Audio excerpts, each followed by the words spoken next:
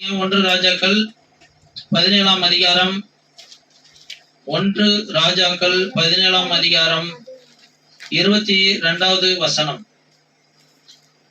கர்த்தர் எலியாவின் சத்தத்தை கேட்டார். பிள்ளையினுடைய ஆத்துமா அவனுள் திரும்பி வந்தது, அவன் பிழைத்தான். அல்லேலூயா. அப்பனா என்ன அர்த்தம்னா, அந்த குழந்தை இறந்துட்டான். அந்த இறந்த குழந்தைய கொண்டுட்டு வந்து தாய் வந்து ரொம்ப மனசு வேதனையோடு வந்து எலியாட்ட வந்து ஒப்படைக்கிறா. அவனை இங்க குடுன்னு சொல்லி கொண்டுட்டு போய் மேல் வீட்டுல வச்சு எலியா வந்து ஜெபம் பண்ணுகிறார். அப்போ எலியாவின் சத்தத்தை கேட்கிறார் ஆண்டவர். அந்த சத்தத்தை கேட்டு உடனே ஆண்டவர் அவனுக்குள்ள ஜீவனை அனுப்புகிறார். அவன் ஆத்துமா அவனுக்குள்ள வருது. அப்போ அவன் பிழைத்தான் அப்படின்னு போட்டிருக்கு. அப்போ இங்க நம்மளுக்கு ஆண்டவருடைய வார்த்தையை நம்ம பார்ப்போம். இன்னைக்கு என்ன ஆண்டவருடைய வார்த்தைனா, ஜெபத்தின் முடிவு ஜெயம். அல்லேலூயா. உன் ஜெபத்தின் முடிவு ஜெயம். தலைப்பு அதுதான். உன் ஜெபத்தின் முடிவு ஜெயம். ஜெபத்துக்கு மட்டும் தோல்வியே கிடையாதுங்க. இந்த பூமியில எல்லாத்துக்கும் தோல்வி உண்டு. எதற்கு உண்டு? எல்லா காரியங்களுக்கும் இந்த பூமியில தோல்வின்னு ஒண்ணு உண்டு. இன்னைக்கு வெற்றி பெற்றவன் நாளைக்கு தோல்வி அடைவான். ஆனா நாளைக்கு வெற்றி பெற்றவன் அடுத்த நாள் தோல்வி அடைவான். எதற்கு மட்டும்தான் இந்த பூமியில தோல்வி கிடையாதுன்னா, ஜெபத்திற்கு தோல்வியே கிடையாது.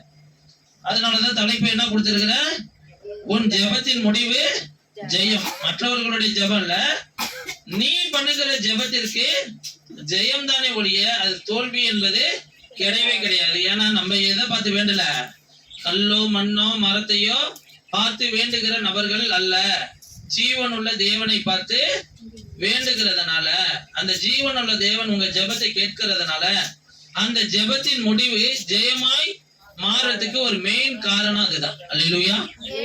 அவர் ஜீவன் உள்ள தேவன். அவரு உங்களுக்காக எனக்காக பூமியில இந்த புனித ரத்தத்தை இந்த பூமியில சிந்தி பணத்தினாலேயோ பொன்னினாலேயோ நம்மள எப்படிப்பட்ட வெளியேற பெற்ற காரியத்தினாலேயோ நம்மள மீட்டு எடுக்கல பாருங்க. பாவத்துல இருந்து சாபத்துல இருந்து அவருடைய சொந்த ரத்தத்தினால நம்மளை மீட்டு எடுத்திருக்கிறார். அல்லேலூயா. அதனால அவர் ஜீவனுள்ள தேவனாய் இருக்கிறார். அவர் மரித்து 3ஆம் நாள் உயிர் தெளிந்து உயிரோடு இருக்கிற தேவனாய் இருக்கிறதுனால நம்ம இன்னைக்கு ஒரு உயிருள்ளவர்கிட்ட நம்மளுடைய காரியங்களை ஒப்படைக்கிறோம், நம்ம வேண்டுதல்களை ஒப்படைக்கிறோம், நம்ம விண்ணப்பத்தினை ஒப்படைக்கிறோம், நம்ம ஆராதனையை ஒப்படைக்கிறோம். அதனால அவர் அது எல்லாத்தையும் கேட்டு அவர் பதில் கொடுக்கிறவரா இருக்கிறார். அல்லேலூயா. சரி, நம்ம ஃபர்ஸ்ட் வார்த்தை எழுதிங்க. உன் பிரச்சனை எவ்வளவு கொடிதா இருந்தாலும், உன் பிரச்சனை எவ்வளவு கொடிதா இருந்தாலும் தேவ சமூகத்தில் கொண்டு வா. ஃபர்ஸ்ட் வார்த்தை என்னங்க? இதெல்லாம் தீர்க்க தரிசன வார்த்தை பாருங்க. இது மாதிரி நீங்க செய்யணும்ன்றதுக்கு தான் இந்த பாயிண்ட் போட்டு எழுதி காமிக்கிறேன் நான். உன் பிரச்சனை எவ்வளவு கொடிதா இருந்தாலும் எங்க கொண்டு வந்துடணும்? தேவ சமூகத்தில் கொண்டு வா அப்படின்னு போட்டிருக்கிறேன். அப்ப என்ன அர்த்தம்னா, உன்னுடைய இந்த அம்மாவுக்கு ஒரே ஒரு பிள்ளை தான். அவங்க பஞ்சத்துல ஒரே ஒரு அப்பத்தை தின்னுட்டு 2 அப்பத்தை சுட்டு சாப்பிட்டுட்டு இறந்து போயிடலான்ட்டு ஒரு முடிவு எடுத்திருக்க காலத்துல ஆண்டவர் என்ன செய்யறாரு? எலியான்ற ஒரு தேவ மனுஷனை வீட்டுக்கு அனுப்பி அந்த சாரிபாத்து விதவைய போஷிக்கிறார். அவ ஏற்கனவே தன் கணவனை இழந்து தன் பிள்ளையை வைத்துக் கொண்டு அங்க ஒரு பெரிய பஞ்சம் ஏற்பட்டு அந்த பஞ்சம் தேசம் முழுவதும் பரம்பி போய் கிடக்கு. 2 அப்பத்தை தின்னு மரித்து போயிடலாம் என்ற சூழ்நிலையில தேவனையே சார்ந்து வாழ்ந்ததுனால அந்த மகளுக்கு ஆண்டவர் தேவ மனுஷனை அனுப்புகிறார். தேவ மனுஷன் அங்க எதற்காக வந்திருக்கிறாரு? அவங்களுக்கு தெரியாது, இவன் போஷிப்பதற்காக அவங்களை நியமித்து வைத்திருக்காருன்னு ஆண்டவருக்கு தெரியாது. யாருக்கு? அந்த அம்மாவுக்கு தெரியாது. ஆனா எலியா வந்து சொல்றாரு, இவங்களையும் போஷித்து அவனும் போஷிக்கப்படக்கூடிய இடத்துல அந்த தேவ மனுஷன் அங்க வந்து நிற்க. அப்போ நீங்களும் நானும் இன்னைக்கு தேவ மனிதனுடைய வார்த்தையை அங்க வந்து அவங்களை காப்பாத்துது. ஆனா மீண்டுமாய் ஒரு பஞ்சம் உண்டாகுது. என்ன பஞ்சம் உண்டாகுது? அந்த குழந்தை வந்து மரித்து போயிடுது. அந்த குழந்தை மரித்து போயிடுறதுனால அந்த குழந்தைய தூக்கிக்கிட்டு தேவ சமூகத்துல போய் நிற்கிறான் அந்த மகள். தேவ சமூகம் எங்க நிக்குது? எலியா இருக்கும் இடத்துல இருக்குது. ஊழியக்காரன் இருக்கிற இடத்துல தேவ சமூகம் இருக்குது.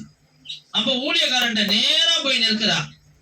நீங்க என்ன எங்களை கொல்றதுக்காகவா வந்தீங்க? எங்களை அழிக்கிறதுக்காகவா வந்தீங்க?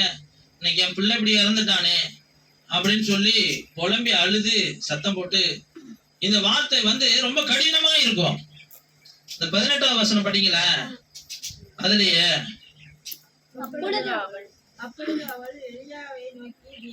அப்பொழுது அவள் எலியாவை நோக்கி, தேவனுடைய மனுஷனே, எனக்கும் உமக்கு என்ன? என் அக்கிரமத்தை நினைக்க பண்ணவும் என் குமாரனை சாக பண்ணவுமா என்னிடத்தில் வந்தீர் என்றார். பாருங்க, இது எவ்வளவு பெரிய கொடிதான வார்த்தை. அவனாலதான் அவங்க எத்தனையோ வருட காலமா ஆகாரம் இல்லாம எப்பவோ மறிக்க வேண்டியவங்க போஷிக்கப்பட்டிருக்கிறாங்க. இப்ப அந்த பையன் இறந்ததுக்கு இவரா காரணம்? ஊழியக்காரா? இந்த அம்மா அப்படியா கேக்குறாங்க? இல்ல, அந்த அம்மா உரிமையோடு கேக்குறாங்க. நான் எவ்வளவு அக்கிரமம் செஞ்சிருப்பேன், என் பிள்ளை இறந்துட்டானே, இன்னைக்கு அதெல்லாம் நான் நினைக்கணும்ன்றதுக்காக நீங்க வந்தீங்களா? என் பிள்ளைய காப்பாத்த மாட்டீங்களா அப்படின்னு சொல்லி ஒரு உரிமையோடு போராடுகிறா. யாருகிட்ட? ஊழியக்காரங்கள்ட்ட. அப்ப ஊழியக்காரங்க போய் தேவ சமூகத்துல போய் போராடுறாங்க. அப்ப தேவ சமூகத்துல போராடின உடனே எலியாவுடைய ஊழியக்காரனுடைய சத்தத்தை ஆண்டவர் கேட்கிறாரு. அங்க ஒரு உயிர் மீட்சி உண்டாகுது. அப்ப இன்னைக்கு நம்ம நல்லா புரிஞ்சுக்கணும், ஒரு பெரிய காரியமா இருக்கட்டும், சின்ன காரியமா இருக்கட்டும், நம்ம வாழ்க்கையில மரித்து போகக்கூடிய எப்படிப்பட்ட காரியமா இருக்கட்டும், அந்த காரியம் நம்ம வாழ்க்கையில அவசியம் தேவைதான் அப்படின்னு உங்க உள்ளத்துக்கு உங்க வாழ்க்கைக்கு அது தேவைதான்னா அதை ஆண்டவர் கொடுக்க வல்லவரா இருக்கிறார். அல்லேலூயா. நீங்க இன்னைக்கு எப்படி இருக்கக்கூடாது? அலட்சியமா இருக்கக்கூடாது. டாக்டரே சொல்லிட்டாரு, டாக்டர் இறந்து போயிடுவோன்னு சொல்லிட்டாரு, என்ன செய்யறது? டாக்டர் சொல்லுவாரு, இன்னும் 10 நாள்ல இறந்து போயிடுவாமான்னு சொல்லுவாரு. அதெல்லாம் நீங்க நம்பிக்கை, அதெல்லாம் வாங்கி வச்சுக்க வேண்டியதா சர்டிபிகேட்லாம். ஆனா ஆண்டவர் சொல்லுவாரு, நான் அதுல ஒரு உயிர் மீட்சியை உண்டு பண்றேன். அந்த டாக்டர் சர்டிபிகேட்டை கொண்டு அப்படியே தேவ சமூகத்துல வச்சு ஜெபம் பண்ணோம். இல்ல ஊழியக்காரர்கள்ட்டாவது கொண்டுட்டு கூப்பிட்டு ஜெபம் பண்ணோம். எல்லாருக்கும் இப்படிப்பட்ட ஒரு பலவீனம் வந்துருச்சுன்னு வச்சுங்களேன், தேவ சமூகத்துல போய் நிக்க முடியாது. அதை நிக்க முடியாததுனாலதான் அந்த அம்மா என்ன செய்யறா? ஊழியக்காரங்கள்ட்ட போறான். நம்மளுக்கு நல்லா இருக்கும் போது நம்ம ஜெபம் பண்ணுவோம், நம்மளுக்கு கஷ்டம் வரும்போது ஜெபம் பண்ண மாட்டோம். சங்கீதத்துல என்ன கேட்டோம்? நெருக்கத்துல இருக்கும் போதே, இடுக்கண்ல நிக்கும் போதே நம்ம கர்த்தரை நோக்கி கூப்பிடுகிறவர்களாய் இருக்கணும். அப்படி இருக்கிறவங்களுக்கு பதில் கிடைக்கணும். சங்கீதத்துல பார்த்தோமா? அப்ப இந்த வார்த்தையும் அந்த வார்த்தையும் ஒன்னா இருக்கு, பாத்தீங்களா? அப்ப நம்ம என்ன, நம்ம வாழ்க்கையில எது அவசியம்னா ஜெபம் அவசியம். நம்ம கஷ்டத்தின் நேரத்துல ஜெபம் பண்ண முடியாது நம்மளால. ஒரு பிள்ளைய பறி கொடுத்தவங்களுக்கு போய் ஜெபத்தை பண்ணுங்கன்னா பண்ணுவாங்களா? அழுவ பார்ப்பாங்களா? ஜெபம் பண்ணுவாங்களா? நம்ம நல்லா ஒண்ணு புரிஞ்சுக்கணும். டாக்டர்கிட்ட போனா என்ன நம்பிக்கை இருக்கும் நம்மளுக்கு? நம்ம பிள்ளைங்களுக்கு அடிபடுது, உடனே அந்த டாக்டர் கிட்ட போய் டாக்டர் கிட்ட ஒப்படைக்கிற வரைக்கும் நம்மளுக்கு நிம்மதி இருக்காது. அதே அந்த டாக்டர்கிட்ட கொண்டுட்டு போய் விட்டுட்டோம்னா ஒரு பெரிய நிம்மதி வந்துடும். அங்க உள்ள நர்ஸ் எல்லாம் பார்ப்பாங்க, பிபி செக் பண்ணுவாங்க, ஒருத்தவங்க கட்டு போடுவாங்க, ஒருத்தவங்க ஊசி போடுவாங்க, ஒருத்தவங்க சுத்தம் பண்ணுவாங்க. டாக்டர் பார்ப்பாரு, அவரு ஒரு சீட்டை எழுதுவாரு. எல்லாமே என்ன செஞ்சிடும்? நம்மளுக்கு ஒரு நம்பிக்கையை கொடுக்கும். அப்போ டாக்டருடைய சமூகத்துக்கு போகும்போது நம்மளுக்கு ஒரு இவ்வளவு பெரிய நம்பிக்கை வருதுன்னா, அந்த டாக்டருங்களையே காப்பாற்றக்கூடிய வல்லவர் ஒருத்தர் பரம வைத்தியர் இருக்கிறார். அவங்களுக்கு அவரு சமூகத்துல போய் நிற்கும் போது நம்மளுக்கு எப்படிப்பட்ட நம்பிக்கை வரும்? நம்ம அதை செய்ய மாட்டேங்கிறோம். ஏன்னா நம்ம அவர் எப்படி பாக்குறோம்னா, ஒரு கல்லு மண்ணு மனுஷனுக்கு ஒப்பாவும் ஒரு சாதாரண ஒரு இடத்துலயும் வச்சு பாக்குறவங்க எல்லாரையும் சொல்லல. அப்படிப்பட்ட அவிசுவாசிகளுக்கு என்ன தெரியாது?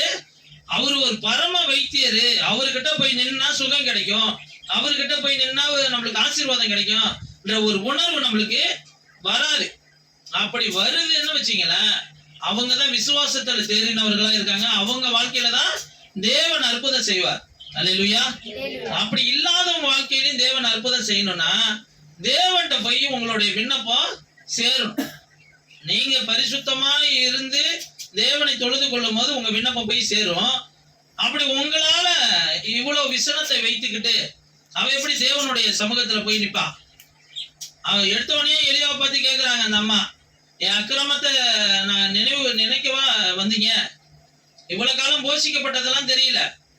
பிள்ளை எலியா அடிச்சு ஏதாவது கொண்டுட்டாருன்னா நீ வந்து கேட்கறது நியாயம். ஆனா பிள்ளைய சாக கொடுத்தது இந்த அம்மா தான். அவன் கையில இருக்க மாதிரி தான் செத்துருக்கு. அப்போ அது பாதிப்பு வரும்போதே தேவ சமூகத்தை நோக்கணும், தேவனுடைய ஊழியக்காரனை நோக்கணும், தேவனுடைய காரியத்தை நோக்கணும்ன்ற எண்ணம் வரல யாருக்கு? அந்த அம்மாவுக்கு. அதே போலதான் நம்ம இருக்கிறோம்னா நம்ம நம்மள திருத்தி கொள்ளணும். தேவனுடைய காரியத்தை எந்த ஒரு சின்ன காரியமா இருந்தாலும் நேரா போய் அங்க தேவனுடைய ஊழியக்காரங்கள்ட்ட சொல்லணும். நம்மளால ஜெபம் பண்ண முடியலையா, ஜெபம் பண்றவங்கள்ட்ட போய் சொல்லணும்.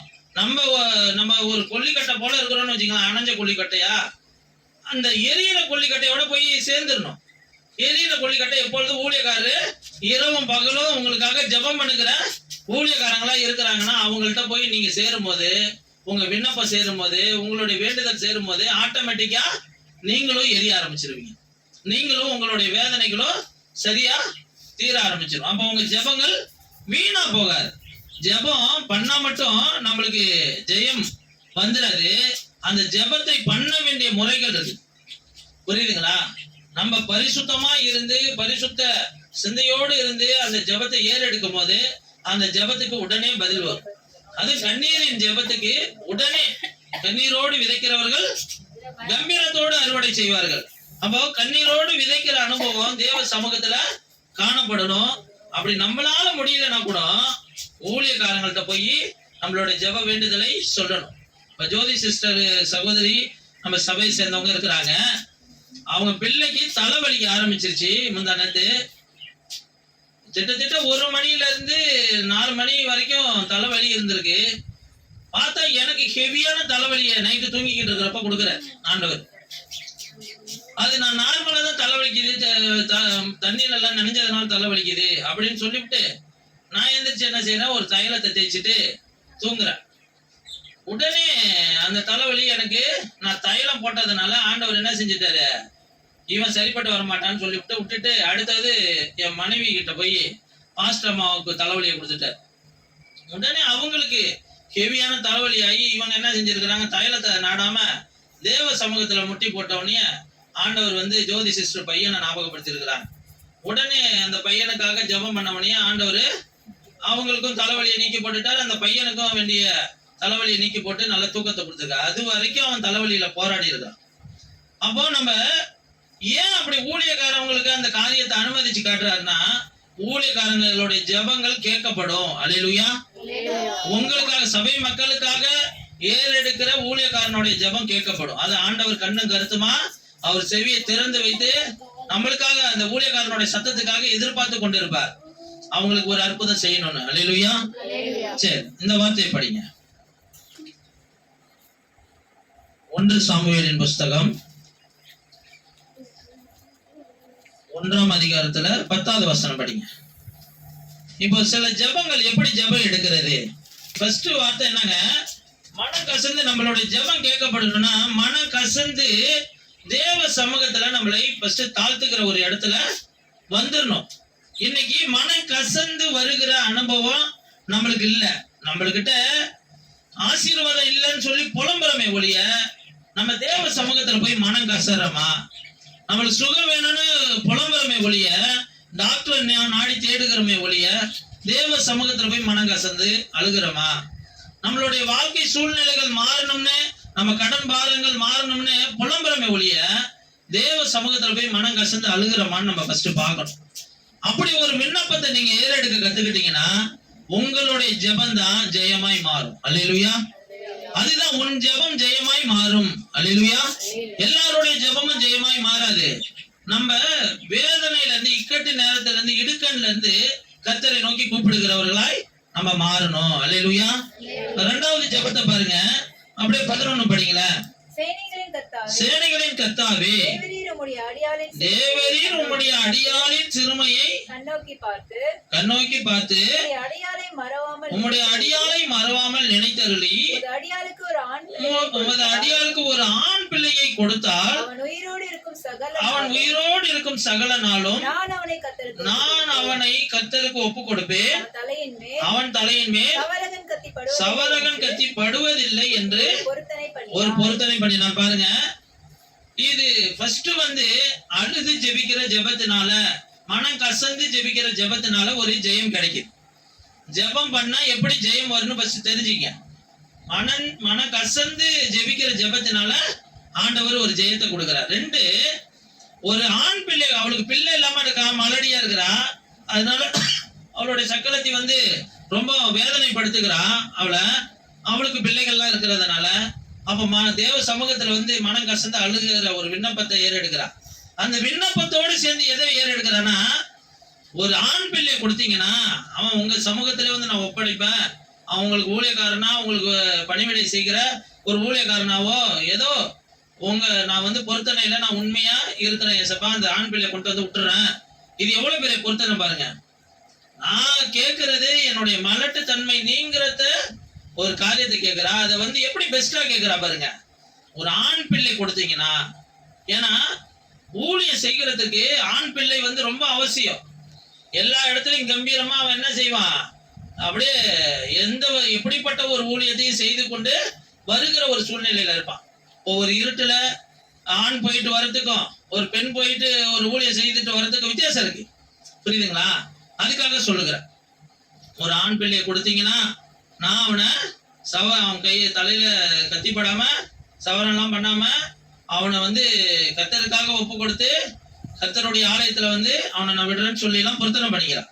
அப்ப நம்மளுடைய 2வது ஜெபம் எங்க கேட்கப்படுதுன்னா பொருத்தனையினால கேட்கப்படுது. புரியுதுங்களா? பொருத்தனை வந்து இன்னைக்கு யாருமே பண்றது கிடையாது பாருங்க. பொருத்தனையை பண்ணிவிட்டு யாரும் செய்யறது கிடையாது. பொருத்தனையை பண்றதுக்கு இப்போ யோசிக்கிறோம். ஆனா நம்மளுக்கு யோசிக்கிறதெல்லாம் சில காரியங்களை வந்து சில காரியத்து ஜெபத்தின் மூலயமா தான் அதுல ஜெயம் பெற முடியும். ஆண்டவருடைய இயேசு கிறிஸ்துவோடைய சீசர்கள்லாம் வந்து கேட்குறாங்க, ஏன் எங்களால இந்த மனுஷனுக்கு சுகத்தை கொடுக்க முடியல? அவங்க அப்பா வந்து சொல்றாரு, அடிக்கடி அவனை தண்ணியிலையும் நெருப்புலையும் தள்ளி விட்டுருது. உங்க சீசர்கள்ட்ட எல்லாம் சொன்னேன், எல்லாரும் ஜெபம் பண்ணாங்க, ஆனா விடுதலை ஆகல அப்படின்னோடனே ஆண்டவர் ரொம்ப விசனப்பட்டு எது வரைக்கும் நான் அவங்க கூட இருப்பேன்னு சொல்லிவிட்டு அவனுக்கு சுகத்தை கொடுத்து அனுப்பி விட்டுட்டு சீசர்கள் கேட்குறாங்க, ஏன் எங்களால அவன் அந்த பையனுக்கு சுகத்தை கொடுக்க முடியல? அப்ப இவ்வகையான பிசாசு ஜபத்தினாலும் உபவாசத்தினாலும் அன்றி வேறு எவ்விதத்தினாலும் அது போகாதுன்னு சொல்றாரு. அப்ப அவங்களுக்கு சில காரியங்களை கற்றுக் கொடுக்குறாரு. என்ன கற்றுக் கொடுக்குறாரு? ஜெபம் பண்ணணும், அதோட சேர்ந்து உபவாசமும் பண்ணணும். அப்படி பண்ணாதான் இப்படிப்பட்ட பிசாசுகளை நீங்க துரத்தக்கூடிய வல்லமைய பெற்றுக்கொள்வீங்க அப்படின்ற. அப்போ விண்ணப்பம் செலுத்துகிறது ஒரு விதம். நம்ம விண்ணப்பம் செலுத்திட்டா மட்டும் நம்மளுக்கு எல்லாமே ஜெயமாய் வந்துடாது. அப்போ விண்ணப்பம் எந்தெந்த காரியத்துக்கு எப்படிப்பட்ட விண்ணப்பத்தை ஏறெடுக்கணும், எப்படிப்பட்ட காரியங்களுக்கு நேரம் நம்ம பலப்படுத்திக்கணும். நம்ம பலப்பட்டாதான் மற்றவனை பலப்படுத்த முடியும். நம்ம சுகப்பட்டாதான் மற்றவனை குணப்படுத்த முடியும். நம்மளே சாட்சியா இருந்தாதான் மற்றவனுக்கு சாட்சியா நிக்க முடியும், மற்றவனை சாட்சியை ஏற்படுத்த முடியும். அப்ப இப்படிப்பட்ட சூழ்நிலைகள்லாம் நம்ம என்ன செய்யணும், ஃபர்ஸ்ட் புரிஞ்சுக்கணும். ஏன் அங்க பொருத்தனை பண்ணுகிறான்னா, நீ பொருத்தனை இந்த காரியத்துக்கு நீ ஒரு பொருத்தனை பண்ணாதான் அந்த ஜெபத்தை தான் எதிர்பார்க்கிறார் ஆண்டவர். நீ பொருத்தனை பண்ணாதான் நான் உனக்கு அந்த காரியத்தை வாய்க்க பண்ணுவேன். நீ பொருத்தனை பண்ணாவிட்டா நான் அந்த காரியத்தை வாய்க்க பண்ண மாட்டேன். அப்ப பொருத்தனையில உண்மையுள்ள மகளாய் அந்த மகள் இருக்கிறா. இன்னைக்கு ஏட்டிக்கு பட்டியா பொருத்தனை பண்ணிடுறாங்க. நான் வந்து வீடை தருவேன், இடத்த தருவேன், அதை தருவேன், இதை தருவேன்னு. ஆனா நம்ம யாரையும் கேட்காம சொல்லிவிட்டு ஆனா அதை கொடுக்கணும்னு வரும்போது என்ன ஆயிடுது, அது அந்த வீட்டுல உள்ளவங்க எல்லாம் தடுக்கும் போது அந்த பொருத்தனையில வழி விலகி போயிடும் இல்ல. ஆண்டவருக்கு ஒரு வார்த்தை சொல்லிட்டா அதை ஆண்டவர் பிடிச்சுப்பார். பொருத்தனையே பண்ணிட்டா அது ஆண்டவர் பிடிச்சுப்பார். நீங்க என்ன கேட்கறீங்களோ அந்த காரியத்தை வாய்க்க பண்ணிடுவார். அல்லேலூயா, அதை வாய்க்க பண்ணிடுவார். ஆனா நீங்க கொடுக்காம விட்டுட்டா அது ஆண்டவருடைய ப்ராப்பர்ட்டி, அது ஆண்டவர் கேட்பார். அது கொடுக்கிற வரைக்கும் உங்க வாழ்க்கையில போராட்டம் உண்டாகும். இங்க 3 வருஷம் அழகா அமைதியா ஆண்டவரும் இருக்கிறாரு. அவளுக்கு ஒரு பிள்ளை சாமுவேலை கொடுக்கிறாரு. சாமுவேல் நல்ல பெரியவனாய் வளர்ந்த பிறகு பால் மறந்த உடனே கொண்டுட்டு போய் தேவ சமூகத்துல விடுறா. அப்போ இந்த பொருத்தனை உங்களுக்கு இருக்கணும் பாருங்க. ஃபர்ஸ்ட் மனம் கசந்து அழுகிற ஒரு உணர்வு இருக்கணும். 2வது பொருத்தனை, அதோட சேர்ந்து ஒரு ஹை குவாலிட்டியான ஒரு பொருத்தனை இருக்கணும். எதை நீ தரியோ அதையே நான் உனக்கு அப்படியே தந்துடுறேன் ஆண்டவரே அப்படின்ற பொருத்தனை யார் செய்ய முடியும்? இன்னைக்கு ஒரு காஞ்சான் ஒரு துளி இடத்தையோ ஒரு பொண்ணையோ ஒரு பொருளையோ கொடுக்க கூட மனுஷன் யோசிக்கிறான். ஆனா ஒரு மகள் அண்ணாள் வந்து என்ன செய்யறா, தனக்கு கொடுத்த முதல் பேரான அந்த பையனை அந்த மலடுன்ற அந்த நீக்கத்தை, அந்த அவமானத்தை நீக்கின அந்த பையனை எல்லாம் இந்த உலகத்துல உள்ளவங்க சொல்லுவாங்களே, தவம் கடந்து பிறந்தான்பா, தவம் கடந்து பிறந்தாம்பான்னுவாங்க. ஆனா அந்த பையனை வந்து பெருசா எடுத்துக்கவே மாட்டாங்க. அந்த தவம் கடந்தவங்களுக்கு கொண்டு போய் அந்த பொருத்தனை செஞ்சு அவனை அப்படியே கோயில் சாமிக்காகவே வளர்க்கணும்லாம் நினைக்க மாட்டாங்க. அவனை இஷ்டத்துக்கு தாறுமாறா வளர்த்துவிட்டு, நான் இவனை வந்து பொருத்தனைக்காக தான் வளர்த்தேன், இவனை பொருத்தனை பண்ணியிருக்கேன், இவனை ஊழியத்துக்காக, அப்படியெல்லாம் கேள்வி போறோம். நம்ம ஆண்டவர் கொடுத்ததை ஆண்டவருக்கே கொடுக்க மனதில்லை. அன்னைக்கு மனது இல்லாம போனதுனால அவன் பெரியவனாயி அவன் பேச்சு கேட்பானா? அவன் பெரியவனாயி இஷ்டத்துக்கு தான் போவான், இஷ்டத்துக்கு வளர்த்துக்கிட்டு இஷ்டத்துக்கு தான் போவான். அவனை சரியான முறையில கர்த்தருக்காக தான் நான் பொருத்தனை பண்ணியிருக்கிறேன், இவனை கர்த்தருக்காக மட்டும்தான் வளர்ப்பேன்னா அவனை கர்த்தருக்குரிய பாதையிலேயே வளர்க்கணும். இஷ்டத்துக்கு வளர்த்தோம்னா இஷ்டப்படி போய் தாய்க்கு சஞ்சலத்தை உண்டு பண்ற இடத்துலதான் நிற்பான் அந்த பிள்ளை. இன்னைக்கு உங்க ஜெபம் ஜெயமாய் மாறணும்னா பொருத்தனை பண்ணுங்க. அல்லேலூயா. பொருத்தனையோட ஒரு ஜெபத்தை ஏறெடுங்க. மூன்றாவது 1 ராஜாக்கள் அதே அந்த அந்த அம்மாவுடைய வார்த்தை தான். 18ஆம் வசனம் படிச்சீங்களா? அந்த வசனத்தை திருப்பி படிங்க. 17, 18. இல்ல 1 ராஜாக்கள். அப்பொழுது அவள் எலியாவை நோக்கி, தேவனுடைய மனுஷனே, எனக்கும் உமக்கும் என்ன? என் அக்கிரமத்தை நினைக்க பண்ணவும் என் குமாரனை சாக பண்ணுவோமா என்னிடத்தில் வந்தீர் என்றான். அப்ப என்ன அர்த்தம்னாங்க, உரிமை போராட்டம், உரிமையோடு கேட்கிறா. நான் வந்து இப்படியெல்லாம் இருந்த என் அக்கிரமத்தை நினைக்க பண்ணவா வந்தீங்க, என் பிள்ளை இப்ப செத்துட்டாங்க, என் பிள்ளை எனக்கு கொடுங்க அப்படின்னு சொல்லி ஒரு உரிமை போராட்டம் பண்றா. இப்ப தேவ சமூகத்துல என்ன செய்யணும்னா, மனம் கசந்து அழுது ஜெபிக்கிற ஒரு ஜெபம் அவசியம் தேவை, பொருத்தனையின் ஜெபம் அவசியம் தேவை. இதை தாண்டி உரிமையோடு கேட்கிற அப்பா பிள்ளைன்ற ஒரு உரிமை போராட்டம். உங்களுக்கும் அப்பா பிதாவே என்ற புத்திர சுவிகார ஆவியை பெற்ற நம்ம என்ன செய்யணும், அந்த சுவிகார ஆவியோடு ஆண்டவர்கிட்ட வந்து போராடி உரிமையோடு போராடி அந்த ஜெயத்தை பெறணும். அது எப்படிப்பட்ட காரியமா இருந்தாலும் சரி, ஆண்டவர்கிட்ட உரிமையோடு போராடுறவங்க உரிமையோடு பெற்றுக்கொள்வாங்க. பலவந்தம் பண்றவங்களுக்கு அந்த பரலோகம் அதுக்குரிய பலனை கொடுக்காம போவார். பலவந்தம் பண்றவங்க தான் சுதந்திரித்துக் கொள்ளுகிறாங்க நிச்சயமா அந்த பரலோகத்தை. அதனால நீங்க உங்க ஆண்டவர்கிட்ட உங்க அப்பாட்ட என்ன கேட்கணும், உரிமை போராட்டம் போராடும். அப்ப இந்த மகள் அப்படிதான் போராடி அந்த பிள்ளையோடைய ஆத்மாவை யார போய் சொல்ல பண்ணா எப்படி என் பிள்ளைக்கு உயிர் வரும். அப்ப அந்த பிள்ளைக்கு அந்த எலியான்ற அந்த தேவ மனுஷன் ஜெபம் பண்ணாதான் என் பிள்ளை உயிரோடு எழுந்திருப்பான் அப்படின்னு சொல்லி உடனே போய் ஒரு உரிமை போராட்டம் போராடுகிறா. என்ன சாக பண்ணவா இங்க வந்தீங்க, அதுக்காகவா நீங்க இங்க வந்தீங்க, நானா உங்களை கூப்பிட்டேன், நாங்க இன்னைக்கு என் பிள்ளை செத்து கிடக்குறானே, என் பிள்ளை உயிரை கூடுங்கன்னு சொல்லி ஒரு உரிமை போராட்டம் பண்றா. அதே மாதிரி உரிமை போராட்டத்துல ஒரு ஜெயத்தை பெறுகிறா. அல்லேலூயா. அந்த உரிமை ஜெபம் உங்களுக்கு வேணும். அல்லேலூயா. இப்போ அதிலே 14வது வசனம் படிங்க. 1 சாமுவேல். கர்த்தர் தேசத்தின் மேல் மழையை கட்டளையிடும் நாள் மட்டும். இல்ல 1 சாமுவேல் அவளை நோக்கி 1ஆம் அதிகாரம் 14வது வசனம். அவளை நோக்கி நீ எதுவரைக்கும் வெறித்திருப்பாய், உன் குடியை உன்னை விட்டு விலக்கு என்றான். அதற்கு அன்னாள் பிரதியுத்தரமாக, அப்படியல்ல என் ஆண்டவனே, நான் மனை கிளேசம் உள்ள ஸ்திரீ, நான் திராட்சரசமாகிலும் மதுவாகிலும் குடிக்கவில்லை, நான் கர்த்தருடைய சந்நிதியில் என் இருதயத்தை ஊற்றிவிட்டேன். பாருங்க, ஒரு இருதயத்தை ஊற்றிவிட்ட ஜெபம் வேணும். ஒரு ஜெபம் எப்படி ஏறெடுக்கிறா பாருங்க. நான் வந்து ஊழியக்காரங்க கேட்கறாங்க, என்ன நீ வந்து குடிச்சிட்டு சபை தேவ சமூகத்துல வந்து அலட்சியம் பண்ணிக்கிற மாதிரி நிக்கிற அப்படின்னு ஒரு ஊழியக்காரங்க கேட்கறான்.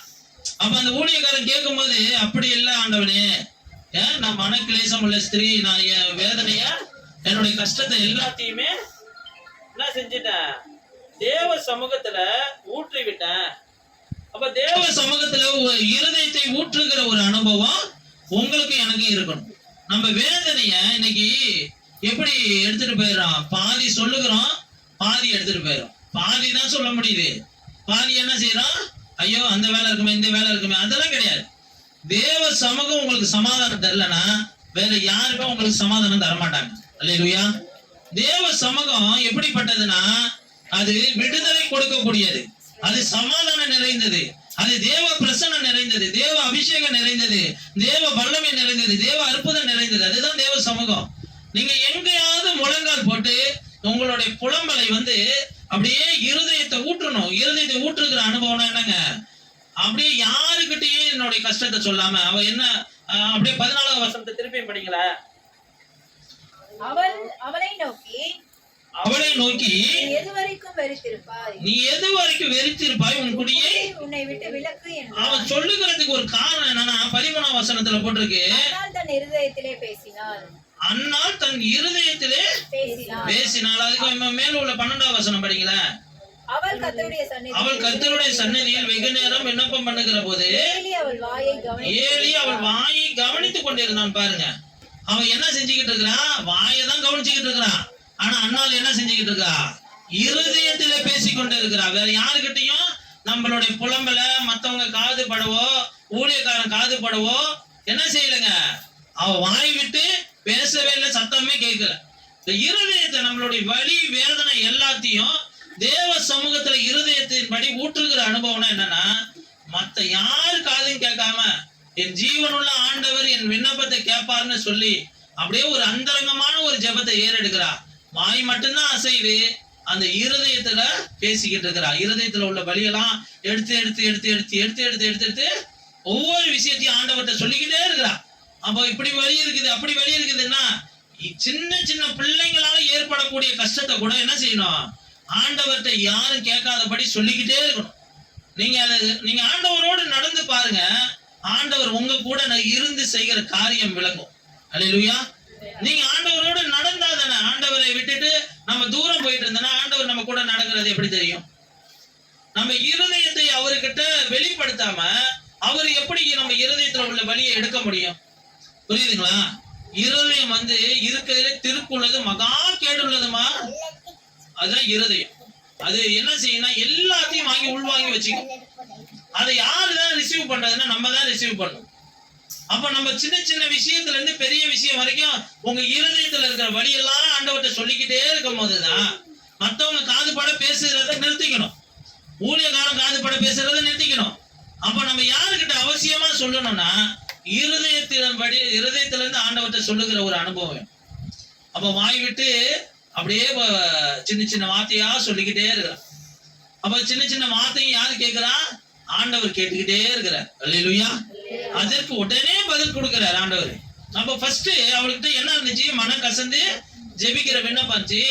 ரெண்டாவது பொருத்தனை பண்ணி ஜெபிக்கிற விண்ணப்பம் இருந்துச்சு, பண்ற ஜெபம் இருந்துச்சு. மூன்றாவது இருதயத்தை ஊற்றி ஜெபிக்கிற ஜெபம் இருந்தது. அல்லேலூயா. அந்த அம்மாட்ட என்ன இருந்துச்சு, உரிமையோடு போராடி ஜெபிக்கிற ஜெபம் இருந்தது. சரி, கடைசியா ஒரு ஜெபத்தை பார்த்துருவோம். மத்தேயு 9ஆம் அதிகாரம் 2வது வசனம் படிங்க. திமிர்வாதக்காரன்னா அவனை யாரையுமே சுகப்படுத்த முடியாத ஒரு நபர்னு வச்சுங்களேன். அப்ப சுகப்படுத்த முடியாத நபரை சுகப்படுத்துறதுக்கு ஆண்டவர் அங்க வைக்கிற ஒரு ரீசன், ஒரே ஒரு காரியம்னா, உன் பாவங்கள் மன்னிக்கப்பட்டது. உன் பாவங்கள் மன்னிக்கப்பட்டுச்சுன்னா அந்த திமிர்வாத நோய் என்ன செஞ்சிடும், ஆட்டோமேட்டிக்கா எழுந்து அவன் சுகமாகி போயிடலாம். அப்ப அந்த மன்னிக்கக்கூடிய ஆண்டவர் யாரு தானா, மனுஷனுடைய பாவங்களையும் சாபங்களையும் அக்கிரமங்களையும் மன்னிக்கக்கூடிய ஒரு தேவன் இந்த பூமியில ஒருத்தர் இருக்காருன்னா அவர் இயேசு கிறிஸ்து மட்டும்தான். வேற யாருக்கும் மன்னிக்கிற அதிகாரம் கிடையவே கிடையாது. பாவத்துல இருந்து சாபத்திலையும் மன்னிக்கிற ஒரு வல்லமை உள்ள அதிகாரம் யாருக்குமே கிடையாது. அது தேவனாகிய இயேசு கிறிஸ்துக்கு மட்டும்தான். இப்ப கர்த்தராகிய இயேசு கிறிஸ்துக்கு ஏன் அந்த அதிகாரம் இருக்குதுன்னா, அவரு உங்களுக்காக எனக்காக நம்மளாம் போய் கோயில்ல கடா வெட்டுவோம், கோழி வெட்டுவோம், மாடு வெட்டுவோம், இதெல்லாம் ரத்த பலியா பலியிடுவோம். ஆனா எதற்காக பலியிடுகிறோன்னு தெரியாது. ஆனா இன்னைக்கு இயேசு கிறிஸ்து அதே மாதிரி பலியாகிறார். ஏன் பலியாகிறார்னா, எப்படியே அந்த மிருகங்களை கொன்று அந்த ரத்தம் இந்த பூமியில சிந்தப்பட்டு அந்த ரத்தத்தினால தன்னுடைய பாவம், தன் குடும்பத்தார்கள் பாவம், தன் சொந்த பந்தங்களுடைய பாவ சாபங்கள் விடுதலை ஆகுமோ, அது போல மனு குலத்துடைய பாவங்கள் சாபங்கள் விடுவிக்க வந்தவர் தான் இயேசு. அவருடைய ரத்தம் இந்த பூமியில சிந்தப்பட்டதுனால அந்த ரத்தம் எனக்காக தான் சிந்தப்பட்டதுன்னு யாரெல்லாம் விசுவாசிக்கிறீங்களோ அவங்களுக்கு பாவங்களும் சாபங்களும் மன்னிக்கப்படும். அல்லேலூயா. அப்ப அது மன்னித்ததுனால இந்த மனுஷன் என்ன செய்யறான்? விடுதலையோட போகிறான். ஆனா இவன் மன்னிக்கும்படி இவனை கொண்டுட்டு வந்தது யாருன்னா இந்த 4 பேர் தான். அல்லேலூயா. இப்ப அதுதான் அங்க சொல்றாங்க, அங்கே படுக்கையிலே கிடந்த ஒரு திமிர்வாத காரனை அவனிடத்தில் கொண்டு வந்தார்கள். யார் கொண்டு வந்தாலும் அந்த 4 பேர் கொண்டு வந்துட்டாங்க. படுக்கையில கிடக்கிறவனை தூக்குறதுக்கு எத்தனை பேர் தேவைப்படுங்க? 4 பேர் தேவைப்படும். அந்த 4 பேர் அவனை கட்டில வச்சு தூக்கிட்டு வந்து ஆண்டவருடைய சமூகத்துல நிறுத்திட்டாங்க. அந்த 4 பேருடைய ஜெபம் என்ன செய்யுதுங்க? இயேசு அவர்களுடைய விசுவாசத்தை கண்டு, விசுவாசம் உள்ள ஜெபம் பிணியாளியை ரட்சிக்கும்.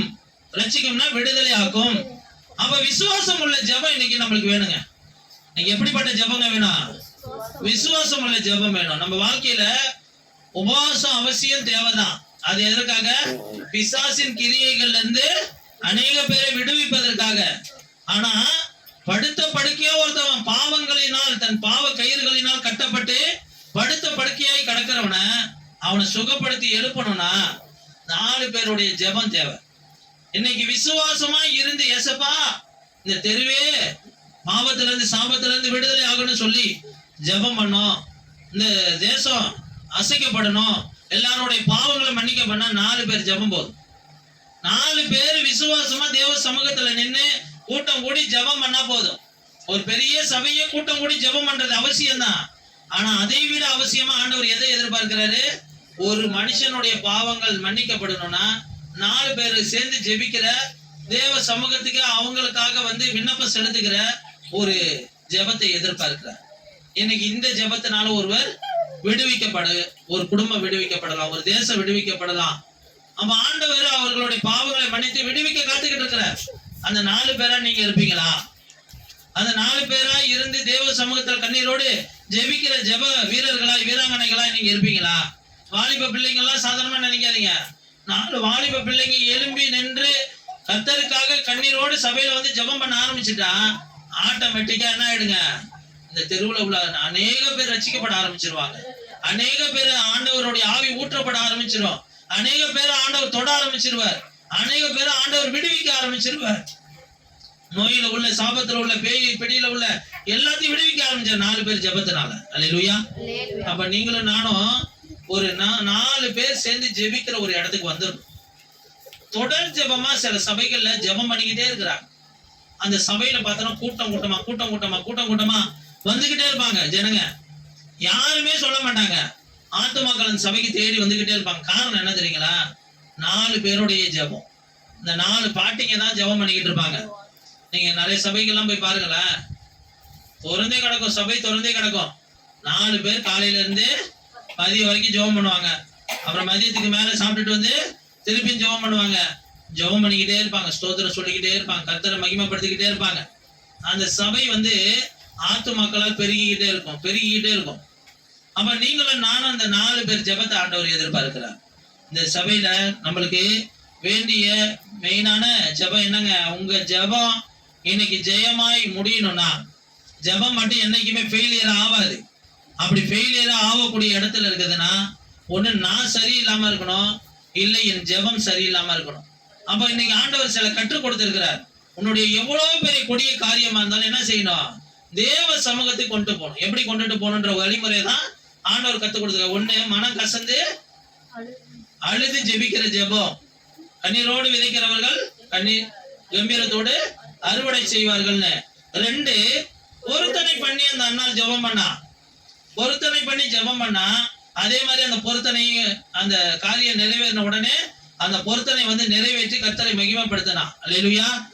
3, இருதயத்தை ஊற்றி ஜெபித்த ஜெபம்.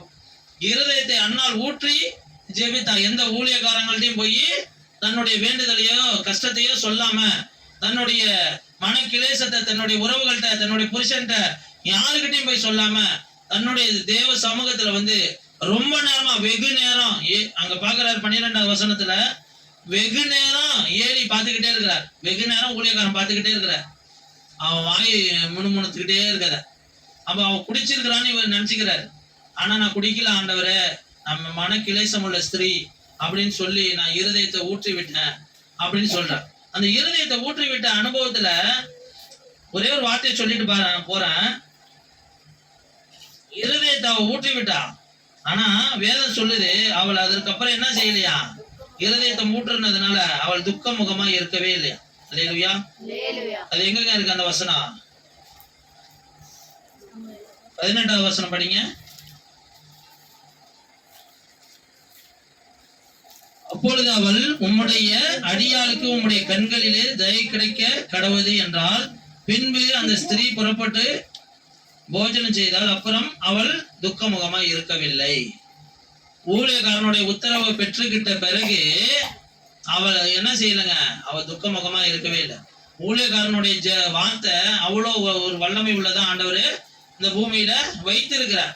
அப்போ நம்ம இந்த இடத்துல இருதயத்தை ஊற்றி ஜெபிக்கிற ஜெபம் வேணும். 4வது உரிமையோடு போராடி ஜெபிக்கிற ஜெபம் வேணும். அந்த அம்மா பிள்ளை இறந்த உடனே ஓடி போய் ஊழியக்காரன்ட்ட உரிமையோடு போராடி ஒரு ஆண்டவருடைய வார்த்தையை பெற்று சுகம் பெற்று அந்த பிள்ளைய மீண்டுமாய் உயிரோடு எழுப்பி கொண்டுட்டு வந்து நிறுத்தக்கூடிய அனுபவத்துல வந்தா. அப்ப உரிமையோடு ஆண்டவர்கிட்ட ஜெபிக்கிற ஜெபம் வேணும். விசுவாசம் உள்ள ஜெபம். இந்த 4 பேருடைய ஜெபம், 4 பேர் சேர்ந்து ஒரே ஒரு மனுஷனை கொண்டுட்டு வந்து அவன் பாவங்கள் மன்னிக்கப்பட்டு அவன் உயிரோடு நல்ல விதமா எழுந்து நடந்து போனான். அப்ப ஒரு மனுஷன் நல்ல வாழ்க்கையில முன்னேறி வரணும்னா 4 பேருடைய ஜெபம் வேணும். உங்க வாழ்க்கையில உங்க குடும்பத்துல எத்தனை பேரு தன்னுடைய வாழ்க்கையை அழிச்சுக்கிட்டு இருக்கிறாங்க? யோசிச்சு பாருங்க. தன் வாழ்க்கைய அழித்து கொண்டு இருக்கிறாங்க. நம்ம கண்ணை எதிர்க்க பார்த்துட்டு இருக்கிறோம். நம்ம அண்ணன் தம்பிகளா இருக்கட்டும், நம்ம அப்பா அம்மாவா இருக்கட்டும், நம்மளுடைய உறவுகளா இருக்கட்டும், நம்ம கண்ணை எதிர்க்க அழிஞ்சு போறாங்க. ஆனா அவங்களுக்கெல்லாம் எது தேவைங்க? 4 பேர் சேர்ந்து ஜெபிக்கிற அந்த ஜெபத்துல கலந்துக்கணும். நம்ம சும்மா இருக்கிறோமா, அண்ணா வாங்க போய் ஒரு சபையில ஜெபம் பண்ணிட்டு வருவோம் தம்பிக்காக அப்படின்னு சொல்லி இன்னொரு 2 நபரை கூப்பிட்டுட்டு வரணும். ஜெபிக்கிறவங்களையும் கூப்பிட்டு வந்து எனக்காக என் குடும்பத்துக்காக விசேஷமா இந்த பையனுக்காக ஜெபம் பண்ணுங்கன்னு சொல்லி ஜெபம் பண்ணும். இந்த ஜெபம் அவங்கள அந்த பிணியில இருந்து விடுதலையாக்கும். அல்லேலூயா. 4 பேர் விசுவாசமா ஜெபிக்கிற ஜெபம் என்னங்க செய்யும்? பிணியாளிகளை விடுதலையாக்கும். எப்படிப்பட்ட பிணியா இருக்கட்டும், அவங்க பிசாசின் கட்டுகளா இருக்கட்டும், அவங்கள்ட்ட இருந்து விடுதலை பண்ணி ஆண்டவர் அவங்களை சுகப்படுத்தி எழுந்து நடத்தி கொண்டுட்டு வருவார். நல்லா ஜெபம் பண்ணுவோம். ஆண்டவர் நம்மளுக்கு ஒரு ஜெயத்தை கொண்டுட்டு வருவார். அதனால கடைசியா சில காரியங்களை சொல்லி முடிச்சிடறேன். ஒரு சிறு ஜெபம் உன் வாழ்வில் பெரிய ஜெயத்தை கொண்டு வரும். என்னங்க, ஒரு சின்னோண்டு ஜெபம் உங்க வாழ்க்கையில பெரிய ஜெயத்தை கொண்டு வரும். ஒரு சின்னோண்டு ஜெபம் உங்க இருதயத்தின் துக்கத்தை மாற்றும். உங்க சின்ன ஜெபம் நோய் வியாதியினை சுகப்படுத்தும். ஒரு சின்ன ஜெபம் மரித்த காரியத்தினை உயிர்ப்பிக்கும். ஒரு சின்ன ஜெபம் மற்றவர்களுடைய வாழ்க்கைய மாற்றும். ஒரு சின்ன ஜெபம் ஒரு நாள் தோல்வியில முடியவே முடியாது. புரியுதுங்களா? நான் சொன்ன வார்த்தையெல்லாம் ஞாபகம் வச்சிருக்கீங்களா? ஜெபத்துக்கு அவ்வளவு பெரிய வேல்யூ உண்டு. அதனால ஜெபத்தை முக்கியப்படுத்துவோம். ஜெயமுள்ள வாழ்க்கை வாழ்வோம். நம்ம கண்களை மூடுவோம்.